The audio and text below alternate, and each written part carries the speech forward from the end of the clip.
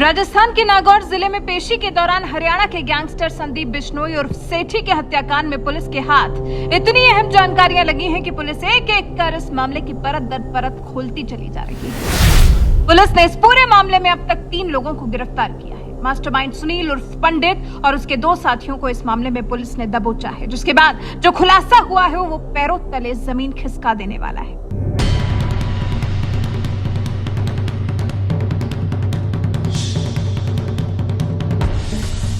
SP Ramamurthy Joshi ने बताया कि संदीप बिश्नोई की हत्या बदला लेने के इरादे से की गई। दीप्ति और सुनील गैंग ने मिलकर संदीप बिश्नोई की हत्या करवाई, जिसकी प्लानिंग आज से नहीं बल्कि 7 साल पहले से चल रही थी। जी, 7 साल पहले से संदीप बिश्नोई को मारने के लिए सही मौके की तलाश की जा रही थी। एसपी राममूर्ति ने जो कहानी विस्तार से समझाई है उसके मुताबिक कहानी शुरू होती है सुनील से।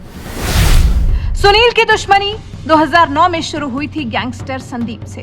संदीप बिश्नोई ने सुनील के जीजा और उसके परिवार के एक सदस्य का 25 जून 2009 को मर्डर किया था। इसके बाद सुनील ने बहन की चूड़ियां तोड़ने की रस्म में गैंगस्टर संदीप को मारने की कसम खाई थी।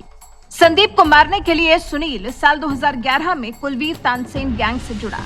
इस बीच में दीप्ति और संदीप के बीच में गैंग वॉर शुरू हो गई। दीप्ति ने साल 2013 में संदीप के दोस्त किशोरी की हत्या कर दी थी।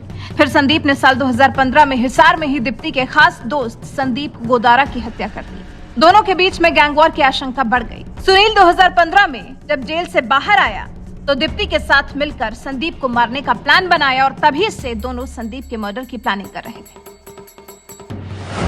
सोचिए, इतनी लंबी प्लानिंग और उसके बाद अभी 19 सितंबर 2022 को सोमवार के दिन संदीप की हत्या को अंजाम दिया गया, जिसके लिए सुनील खुद 19 सितंबर को नागौर पहुंचा था और दिन दहाड़े 9 फायर कर गैंगस्टर संदीप को मौत के घाट उतारा था। पुलिस ने जो इस मामले में एक के बाद एक खुलासा किया है वो बेहद चौंकाने वाला है।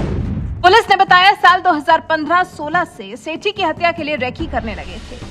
इसके लिए दिल्ली, भीलवाड़ा, हिसार, झुंझुनू, गुरुग्राम और जोधपुर कोर्ट सहित अन्य जगहों पर संदीप की पेशी के दौरान रेकी की गई। पुलिस कस्टडी होने के चलते हत्या करने में नाकाम रहे। इधर आरोपियों ने संदीप की रेकी करने के लिए ई कोर्ट ऐप डाउनलोड किया हुआ था। वो यहां से रेकी कर रहे थे कि संदीप की कहां और कब पेशी होनी है। ऐसे में हर पेशी पर उसे मारने की कोशिश की गई, लेकिन वो बचता गया। पूछताछ में आरोपियों ने पुलिस को बताया कि किस तरह सिर्फ 19 सितंबर ही नहीं बल्कि पहले भी संदीप बिश्नोई को मारने की कोशिश की गई। 28 जुलाई और 16 अगस्त को नरेश सांखला मर्डर केस में पेशी थी। शूटर इन दोनों तारीख पर नागौर में थे, लेकिन क्योंकि पुलिस की मुस्तैदी, पुलिस का सुरक्षा घेरा काफी बड़ा था, चाक चौबंदी अच्छी थी, तो वो वारदात को अंजाम नहीं दे पाए थे। ऐसे में शूटर्स ने संदीप की जमानत का इंतजार किया और 12 सितंबर को जमानत मिलते ही अगली पेशी पर मर्डर की प्लानिंग की। 19 सितंबर को पेशी के बाद जैसे ही संदीप कोर्ट से बाहर आया, उसे गोलियों से भून दिया गया। और इस वारदात को अंजाम देने वाले शूटर आसपास से नहीं आए थे, बल्कि काफी लंबा सफर तय करके आए थे। जी, जिन शूटर्स ने संदीप बिश्नोई को गोलियों से भूना, वो दोनों शूटर्स बाइक पर हरियाणा के हिसार से राजस्थान के नागौर पहुंचे थे। मर्डर के बाद ये मेड़ता फिर पुष्कर के रास्ते जयपुर आए। यहाँ से वो हिसार पहुंचे। हिसार आने के बाद सभी अलग अलग हो गए थे ताकि पुलिस उन्हें पकड़ न पाए। उसके बाद इस 450 किलोमीटर के डिस्टेंस पर 900 सीसीटीवी खंगाले गए। 450 किलोमीटर का नागौर से हिसार का पूरा रूट ट्रेस किया गया। 50 से ज्यादा स्पॉट मार्क किए गए। 1 लाख मोबाइल नंबर का एनालिसिस किया गया और इस काम को करने में पुलिस की 10 स्पेशल टीमों ने काम किया, जिसमें 100 से ज्यादा पुलिसकर्मी शामिल थे। तब कहीं जाकर संदीप बिश्नोई की मर्डर मिस्ट्री को पुलिस सुलझा पाई है। वैसे लगा तो आपको भी होगा कि ये स्टोरी किसी फिल्मी स्टोरी से कम तो नहीं थी। जिस तरह से पूरी प्लानिंग प्लॉटिंग के साथ संदीप बिश्नोई के मर्डर को अंजाम दिया गया, ये वाकई हैरान करने वाला है। आप संदीप बिश्नोई की मर्डर की स्टोरी जानने के बाद इस मर्डर मिस्ट्री को लेकर क्या कुछ कहना चाहेंगे?